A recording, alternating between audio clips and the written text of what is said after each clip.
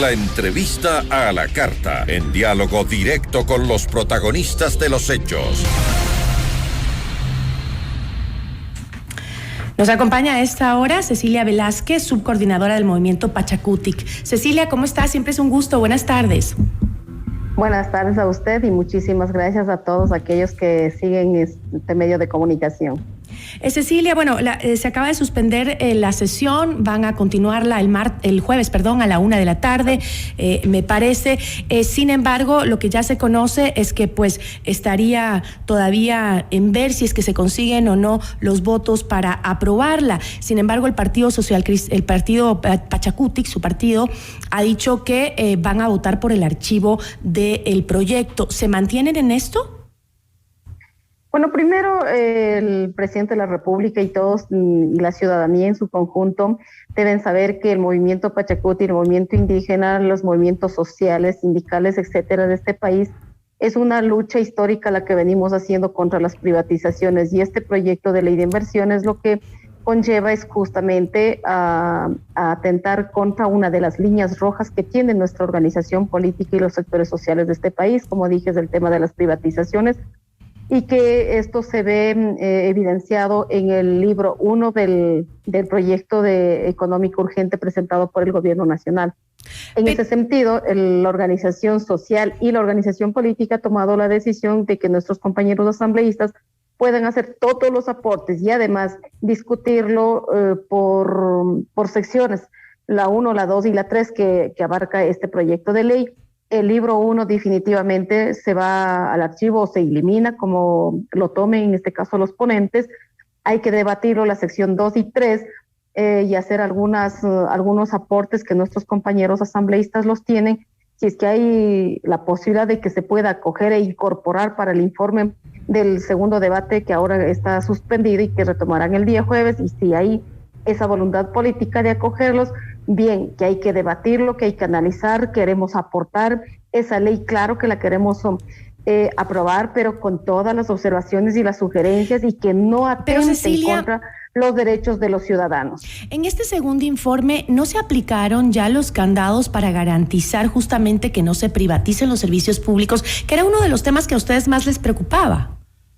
Exactamente, es lo que tiene que estar completamente explícito, este tema de los candados, y cosa que no la hemos encontrado ya en el segundo informe, al menos de mayoría.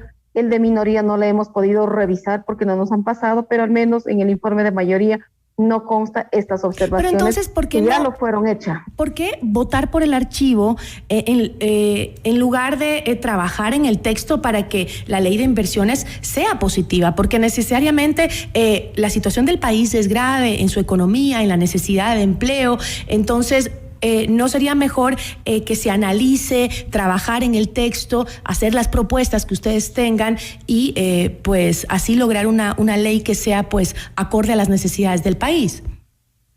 Justamente eso es lo que hemos hecho desde el primer debate y ahora para el segundo debate, y no han sido acogidas las propuestas que la hemos enviado, no solamente 1 o 2 asambleístas, sino como bancada del movimiento Pachakutik, al igual que también han hecho el resto de bancadas, y vemos que no han sido recogidas esas observaciones, a pesar que en el primer debate demostraron como esa apertura de acogerlos y armar un informe de mayoría para que pueda ser sometido al pleno de la asamblea y pueda ser aprobado. Siempre nosotros predispuestos al análisis, al aporte que se tiene que hacer. Justamente, Cecilia, ¿cuál es ese aporte de Pachakutik? ¿Cuál es el aporte o la propuesta económica que hace Pachakutik para evitar esta ley de inversiones?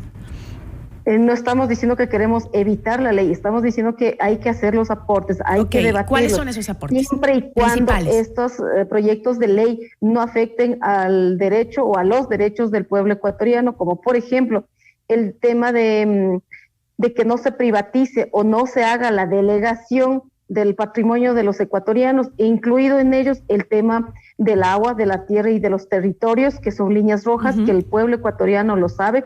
Esa es una de las propuestas que también nosotros hemos hecho. Ok, listo, va la ley, pero en el artículo 74, si es que no me equivoco, se dice las concesiones no hacer de las áreas estratégicas ni tampoco de los sectores hídricos. Nosotros hemos hecho así un aporte puntual en el tema de los recursos hídricos. ¿Cuál sería, perdón, para ir por partes, Cecilia, entonces, ese aporte, cómo debería implementar el gobierno una política económica que no implique una mayor inversión en la explotación de recursos naturales, que son los que ustedes quieren proteger? Miren, nosotros siempre hemos estado protegiendo los sectores estratégicos. En este caso, estamos contra la explotación minera y petrolera, que son totalmente irresponsables. Lo único que hacemos ahí es proteger la vida de todos los seres humanos, de todos los ecuatorianos, no solamente desde y para los indígenas. El líquido vital es importante. No creo que nadie de ustedes, nadie, absolutamente nadie, esté de acuerdo que se contaminen todos los ríos y después nos sirvamos esa agua contaminada. Frente a eso estamos luchando. ¿Qué es lo que se dice?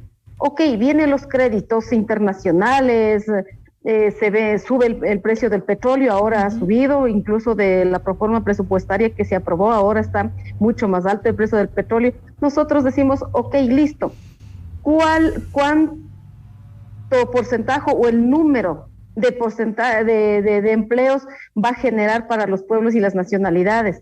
¿Cuánto de esos recursos van a ser invertidos en el sector agropecuario, que es el sustento de vida de los y de las ecuatorianas?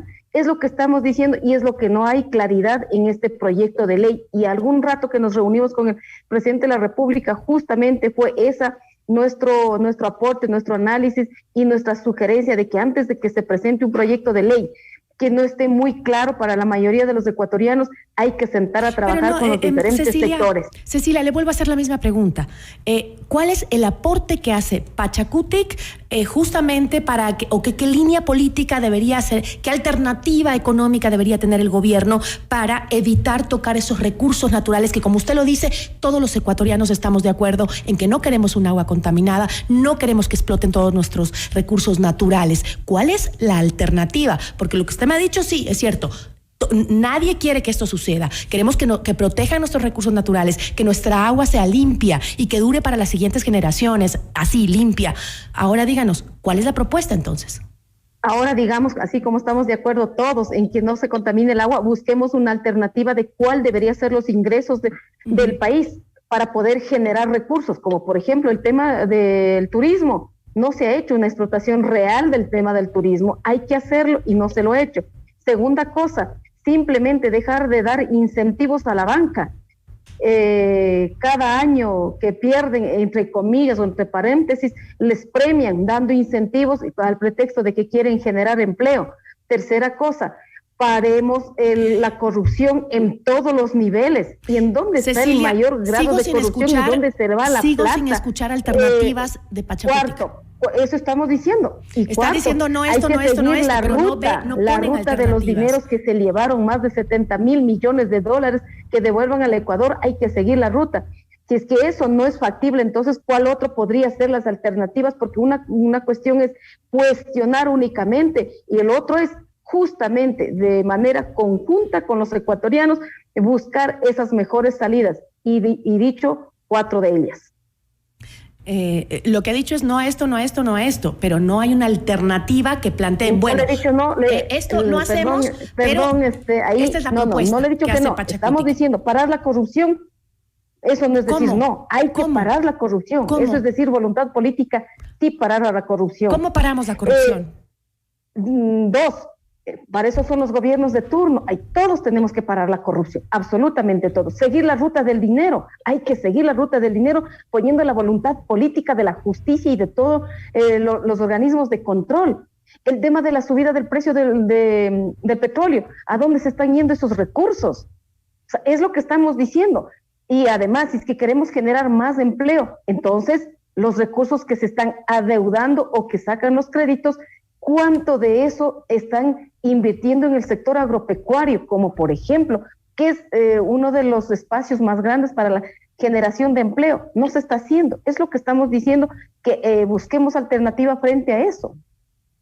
Le escuchaba a Rafael Lucero, que es coordinador también de la bancada de Pachakutik. Él había mencionado que esta ley pues había provocado un intenso debate en su bancada. Dijo, hemos hecho primero una aclaración. Una cosa es privatización y otra es concesión. Se han hecho aportes a la ley y aspiramos que esos aportes sean acogidos por el presidente, dijo. ¿Se recogieron o no se recogieron los aportes de Pachacutic en el informe final que pasó a segundo debate? ¿No escogieron ninguno de los aportes que ustedes hicieron? Hasta donde nosotros tenemos entendido, y que hoy en la mañana también hicimos una rueda de prensa, no se han acogido las observaciones que se hizo desde el primer debate para que levanten el informe para este segundo debate. Y uno de ellos es justamente la eliminación del libro 1. Y no quedó clara esta diferencia que justamente se refirió su coideario, esta diferencia entre la privatización y la concesión. ¿Quedó clara para Pachacutic? Para nosotros está completamente claro. El de concesionar 40 años una carretera, ¿qué significa? ¿No, acaso no es perder todos los... no todos, no, porque la carretera no es de la empresa que concesiona. La carretera es de los ecuatorianos. La E35 es concesionada y ustedes lo saben perfectamente. Claro. Por un lado, mantienen, yo digo aparentemente en buenas condiciones. Pero privatizar es entregar el bien. Privatizar. Concesionar es darlo por un tiempo, un periodo determinado y limitado de tiempo y que obviamente la empresa gane recursos de eso. Y gana la empresa y que gana el pueblo ecuatoriano. Que construyan, que mantengan, que hagan infraestructura. Gracias al pago de cada uno de nosotros, a través de los tributos y a través del peaje. Así es. A través del peaje, pero no se llevan la carretera, no se llevan el puente, no se llevan la infraestructura. Y nos dejan en las peores condiciones después de 40 o 50 años. ¿Y con qué plata hacemos las infraestructuras que necesita el país que se hagan? ¿Dónde se están yendo los recursos de lo que se dice que el petróleo y la minería son el sustento de vida del Estado ecuatoriano? Bueno, muchos de esos recursos ya los comprometieron los mismos asambleístas para pagarle a los maestros. Irresponsablemente, porque es un recurso que nos entra, pero que no es constante, es fluctuante. Puede mañana bajar el petróleo, acabarse la guerra entre Rusia y Ucrania y se nos va al piso nuevamente el precio del petróleo. O sea, lo que quiero decir es que esa no es una alternativa constante para solucionar nuestra economía. Es simplemente un momento bueno en el que sí, debemos aprovecharlo y llevarlo hacia los sectores que más lo necesitan, pero no es un dinero permanente que nos va a entrar durante los próximos años. Solamente déjeme decir que el precio del petróleo estuvo en ascenso, obviamente ahora es mucho más, pero estuvo en ascenso antes de la guerra entre Rusia y Ucrania. Entonces, siempre vamos a encontrar varios pretextos de esto, pero no encontramos una muy buena razón para parar la corrupción, no encontramos una muy buena razón para cubrir las pérdidas, entre paréntesis, de la banca, 4,000 millones de cubrirlos, de dar incentivos. No, esas cosas no es equitativo para el país. O sea, siempre estamos pensando en aquellos Cecilia, que tienen más recursos y no en el 82% de la población que es empobrecida en este país. Sí, esas cifras son reales, estoy de acuerdo con usted, pero sigo sin sentir que Pachacutic haga aportes reales, concretos, para solucionar la crisis. Según el gobierno, la meta de esta ley es captar 30,000 millones de inversión. Dígame usted, de parte de Pachacutic, ¿cómo conseguimos esos 30,000 millones de dólares? ¿Por qué no preguntamos a los que gobernaron 200 años el Ecuador? Porque ya no están aquí. Han aportado para combatir? No, ¿cómo que no están aquí? Están. Y además ahora están buscando la cabeza de la presidenta de la Asamblea. Entonces, seamos también justos en cuestionar, porque aquí no depende solo de Pachacuti. Finalmente, Pachacuti tiene 25 votos, no tiene más. Son 137 asambleístas. Parte de Pachacuti, obviamente, es cuestionar, estoy de acuerdo. Oficialismo. Nosotros estamos como cualquier otro ciudadano, como cualquier otra autoridad, haciendo los cuestionamientos y también proponiendo de cómo se debe generar un proyecto de ley y no solamente hacer una imposición y en beneficio de un solo sector. Creo que tiene usted toda la razón y es legítimo, sobre todo, la preocupación y el reclamo desde la Asamblea.